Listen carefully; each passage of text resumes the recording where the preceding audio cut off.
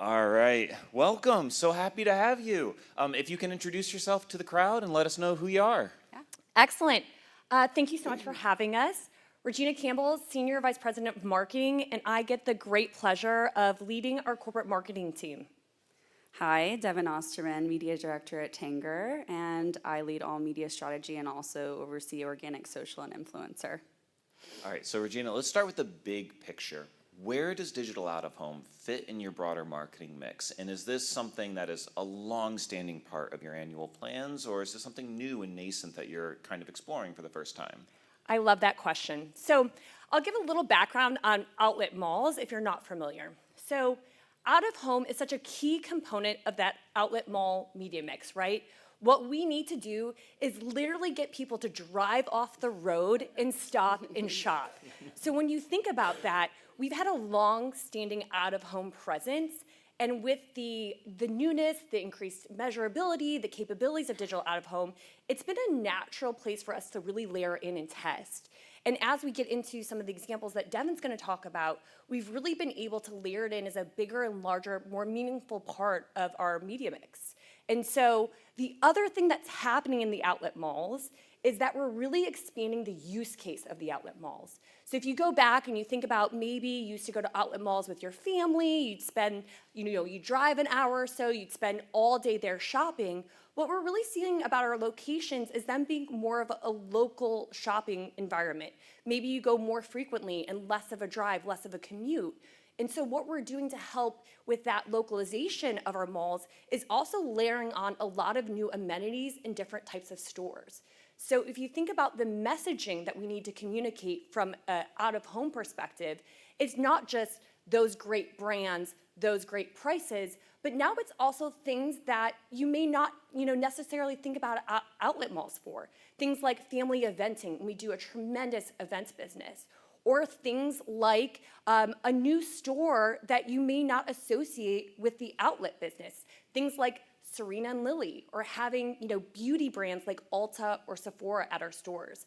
But also importantly, food and beverage, which is such a key reason to pull off the side of the road. And it's not just you get a pretzel or a cookie, and we love pretzels and cookies, but really great dining experiences that you may not think about with the outlet mall. So you mentioned this kind of aspect of pulling off the side of the road. You mentioned family. So I'm curious then, as you think about your broader marketing strategy and you look at digital out-of-home, is this to you a local play? Is this a national strategy? How are you thinking about the granularity and as it relates to those communities that you're in? Oh, so great. It's a both, right? We have always on messaging. When we think about our big sales periods, Tanger Deal Days is our version of Friends and Family. Every one of our centers needs to make sure that they have great Tanger Deal Days messaging with the most important brands at that center. And that varies, right? So a center has different stores within there that might be the reason for someone to pull off the side of the road, but that store might not be available in a similar center. So we have to think about those national messaging, contextualized to local and what's in that center. But then also, we have a really great relationship with our field marketing team. They certainly are the experts in their centers to know what brands, but also those locations. Where are their customers coming from? Where is the digital out-of-home going to have the largest impact? And we have a lot of centers that are not in strong billboard markets. And so this is where we really leaned into programmatic digital out-of-home in a really meaningful way and getting some really great results from there. So it is a combination of both the national and the local to deliver what we think we can test and learn the most in and optimize throughout the year. All right, now before we get into some of those specific examples, I'm curious of how you think about that balance. So it sounds like you have a really great field marketing team that's bringing you those insights. There's a delicate weighing there, I'm sure, though, between the national standards and consistency of the message and the consistency of the buy, but then pulling in those local elements. How do you find and kind of weigh those scales? Our creative team loves this answer, right? We really have a strong visual identity system that we work in. And so when we think about the flexibility within a framework that provides, it lets us make sure that we're telling the most relevant stories on those boards, right? We have to be really mindful because it's not just Tanger brand standards. We're also positioning our brands in our messaging and in our boards.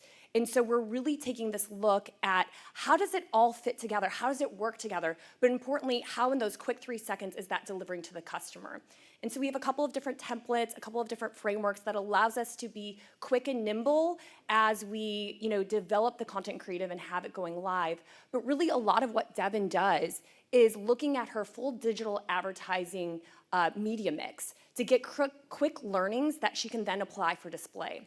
So if she starts to see that maybe this brand is popping at this center, we can make some changes on a digital out-of-home board faster than we could with a static out-of-home board to test into that audience segmentation to see if it's delivering increased traffic for that type of board. Amazing. Okay, let's get into some of those examples then. So Devin, you had, the world is your oyster, I'm sure, when you came to looking at the data and the capabilities, the different targeting things you could have gone after. As I understand it, though, some of your initial tests were really in weather. And so what about weather stood out as this is the first thing to go for, this is the right trigger to go off of, the right signal? How did you come to that decision? Was it fueled by an insight, or really just take us through that process? Yeah, weather is so interesting and fun, right? I mean, it's something that affects all of us every day. So I think when we look at our properties and each one has a very unique personality, very unique market differentiators across consumer behavior. Is it more local resident? Is it higher tourist volume? Does that change by seasonality, right? What are the trends within that market of how those shoppers come to Tanger? Where are they coming from? How do they interact with our brand? So by market, there's so many unique factors that we look at and saying, is this an opportunity for us to break through in a way that isn't maybe available to other businesses and brands? So we have a lot of amazing properties that are along coastlines and on coastal towns. And so on a beautiful beach, summer day, where it's really sunny, it's really difficult to, drive that visit to the property. But when it's rainy and you're looking for an activity for your family to do, it's a little bit of an easier decision to come to Tanger. So I think if you look really close in this picture, you can see there's rain in it, right? You've got this vibrant umbrella, and I think just bringing in that emotional nature of, you're driving, you're trying to figure out, what am I going to do with my kids today? We can't go to the beach like we planned. And I think having that, wrapping Tanger into that conversation of allowing that sense of place and community and something to do with your family based on that, unique market indicator from kind of that consumer behavior and what people do with different events in the market and factors like that. So talk to me a bit about this creative. So is it just weather, is it like rain that you're targeting off of? Are there different weather conditions that you're versioning for? And then Regina, you kind of started talking a little bit about the creative frameworks and the templates and things. So I'm curious how that came to life as you're building out these different variations for weather conditions or rain events and so on. Sure, yeah. Creative is such a big part of, everything that we do in marketing, but especially media. I've heard so much this year, really, that creative is the new targeting and obviously having the right message in the right place and the right time changes everything. So, specifically for this format, really looking at that rainy indicator as a way to break through into convincing a shopper that was already kind of out physically in motion and market to come to Tanger. And the work we do with creative versioning is really what is the best brands that are going to make the biggest impact in the market based on what people are responding to. So it could be generationally driven, like what does Gen Z want versus what does more of that like boomer audience want, but also kind of tourist versus local resident, right? Tanger's known for having those big brands, your Kate Spade, your Crocs, your Nikes. People kind of know that are familiar. But those more like unique brands, local brands, Palmetto Moon, which is on this billboard, for example, a tourist might not be as familiar. So I think specifically when we're looking at these creatives, the brands and what we're featuring in that versioning becomes really important when we're thinking about what brands drive the most value to each center based on what audience we're meeting in that moment. Now the all-important question, how did it do? What was the performance, and then what learnings did you get that will fuel your future iterations? Yeah, I mean, I think, this produced really, promising results in terms of what we can do with some of this more unique messaging and market when it's a factor that we might not consider. Like one of our tentpole events or campaigns like Tanger Deal Days and the way that is impactful. And so, I think when we think about our messaging and what we're doing in market and making it so localized, looking at more use cases where this was a small test and where we can scale, refine, optimize, repeat testing, but also include additional triggers, things that may be available. Maybe it's a high traffic market where we could have like pull off for your happy hour margaritas and stop waiting in traffic or whatever that message may be. What are those market opportunities and triggers that we can layer into this as a larger strategy from the learnings from this test? Okay, so you've got this weather-based approach that you're building out. As I understand it too, though, you also have a programmatic approach that you're starting to test into and to build out around your tax-free days or your tax-free weekends. Can you talk a bit about how that campaign emerged? Give us some context to what we're even talking about, and then what the considerations were for why programmatic in this format with this type of targeting, with this type of campaign. Sure, yeah, tax-free is so interesting, right? Because not all states are tax-free. The periods are variable. They change sometimes year over year. A lot of states pump in a lot of marketing dollars into making sure that a lot of people know that tax-free is going on for obvious reasons. And so it's really looking at, okay, a local resident in a market versus a tourist who's aware that this is actually happening when they're there, and how can we make them aware if they're not, and what markets make the most sense based on where tax-free is. So like I said, tax-free typically is, it's sprinkled throughout summer, typically around like that back to school season. So looking at our markets and really thinking through, okay, where are we going to intercept these specific audience segments when they're making their decisions on where they're going to shop based on that tax-free information. So, when we're thinking through a more heavy tourist market, maybe that's focusing only on hotels or, area bars or restaurants in a specific geolocation that attracts a lot of heavy tourists. And maybe for that like heavier resident market, we may not have as much tax-free messaging because they're already aware. But if we did, gyms and other establishments that like bring more of that like local resident in. And, I think tax-free specifically, focusing on more of the brand mix of what brands are at the centers versus as much of that savings messaging, because people inherently kind of know what tax-free is, right? But where all the brands that you can shop in one place, and being able to kind of convince them that Tanger's the best place to go because we have all of them in one destination, is kind of how we landed on this strategy. You have a lot of cats to wrangle there. Goodness. So these tax-free weekends, as I look at them, right, like these are tight, time-boxed opportunities for your customers. Does that influence the type of inventory that you're selecting for your buy? Does it influence the flighting of your campaigns? Like how far in advance is this running? Is it only running on the weekends? Talk to me a little bit about some of those considerations. Yeah, and I think especially with the event-based side of our business, we've had a lot of learnings over many years over kind of that flighting and what makes the most sense in testing of not making someone aware too soon as to take, opportunity for traffic shopping and sales in a previous weekend, but also making sure they know in advance to plan their trip and keeping it top of mind.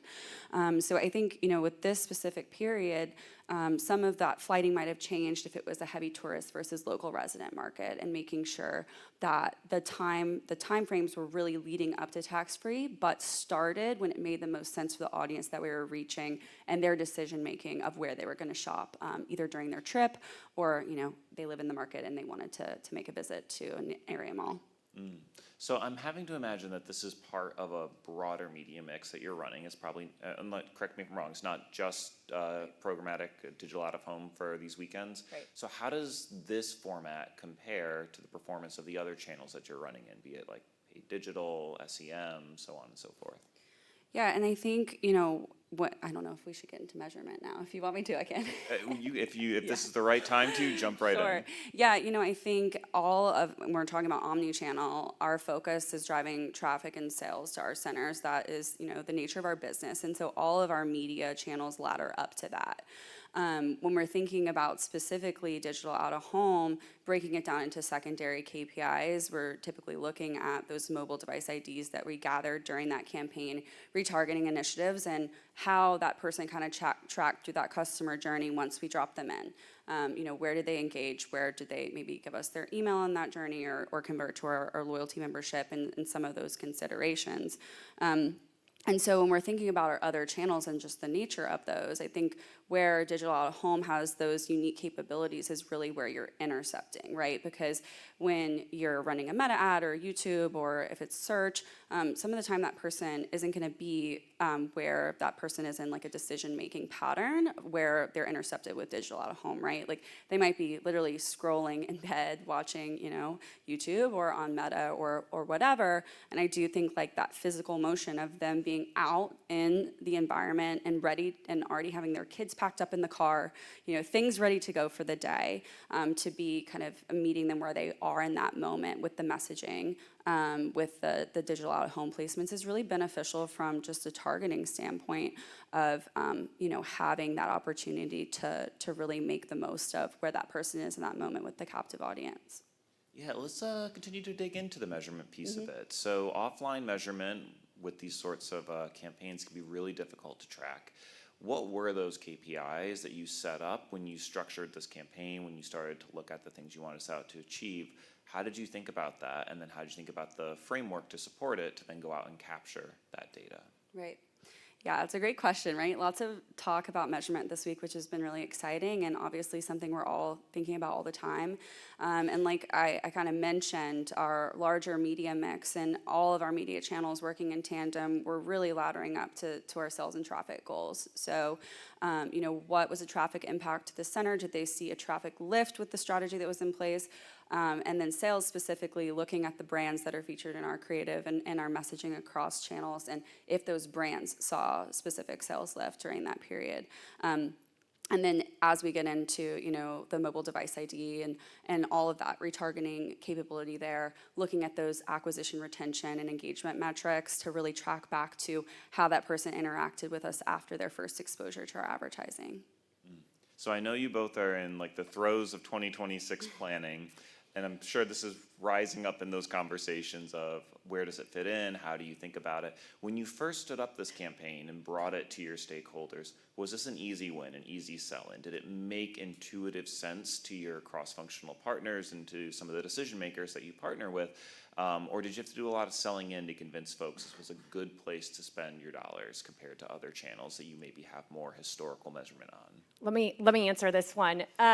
Devin has done a tremendous job over the last 12, 16, 18 months, building a lot of confidence in our media mix.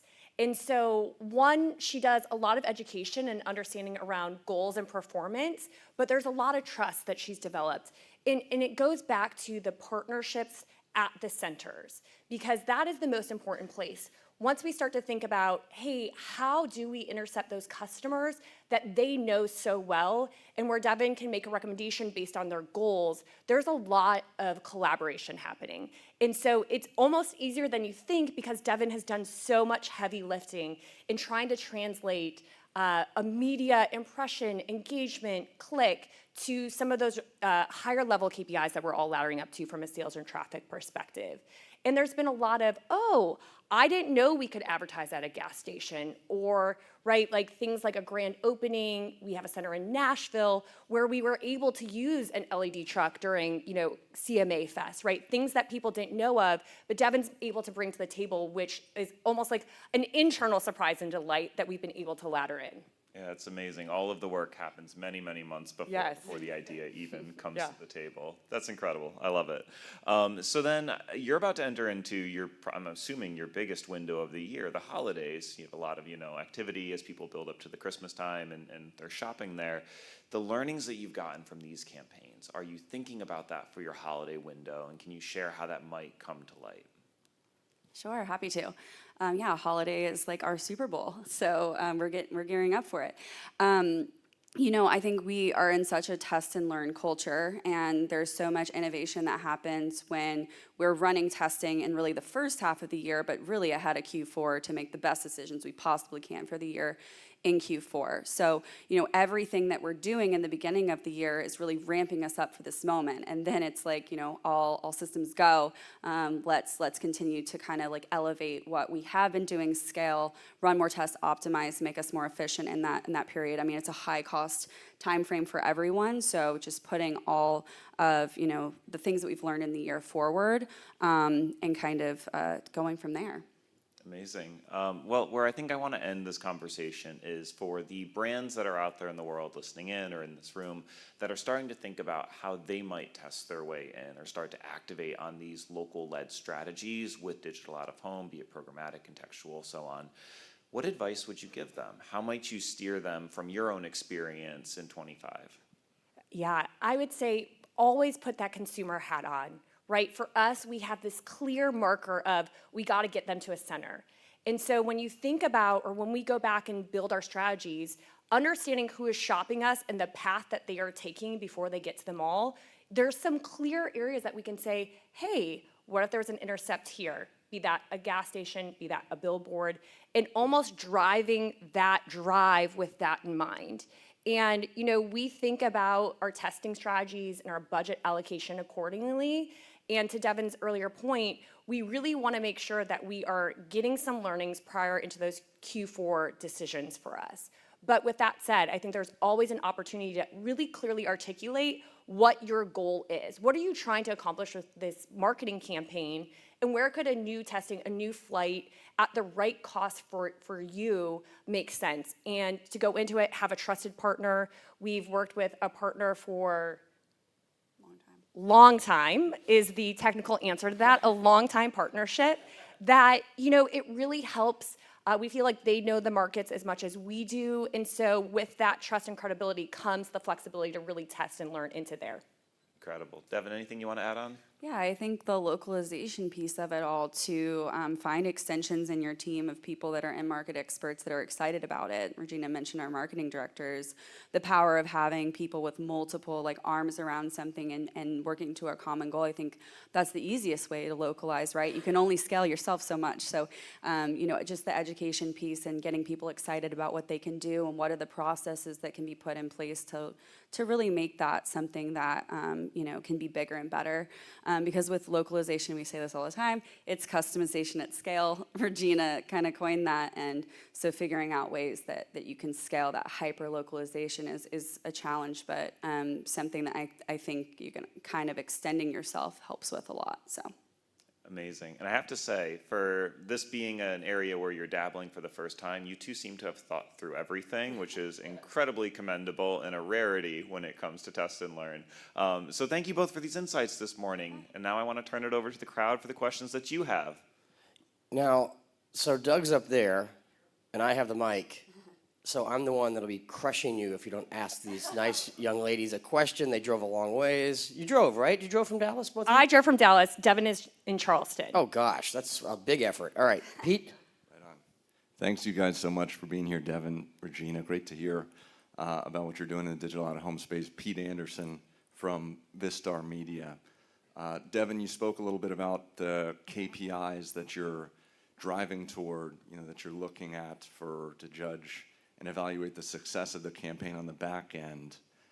I'd be curious to learn a little bit more about the, tactics that you're using and the things that you're thinking about on the front end, on the planning side, when it comes to selecting sites, selecting formats, what's driving the planning.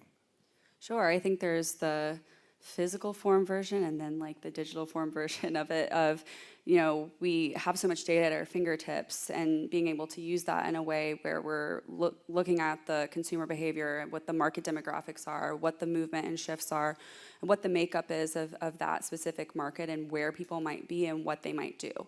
The other thing is, I live in Charleston, I live near a Tanger Center. I find if you're struggling to figure out how to intercept someone, to just go through what they would be doing, it's so simple to walk it back that simply.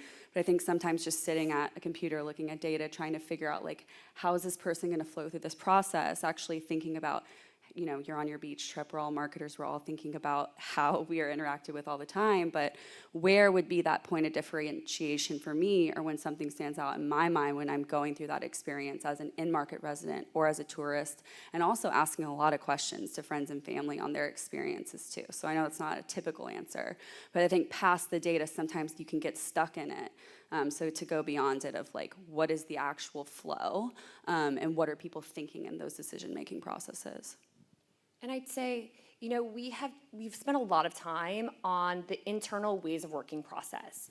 The strategic brief is the number one start to everything that we are doing and pulling together, and making sure that that is as tight as it can be, so that Devin can really problem solve, right? And so every campaign potentially different depending on if it's a national campaign like we talked about, or if it's a regional campaign or a local campaign. We really think in the three-pronged approach where everyone gets Tanger Deal Days.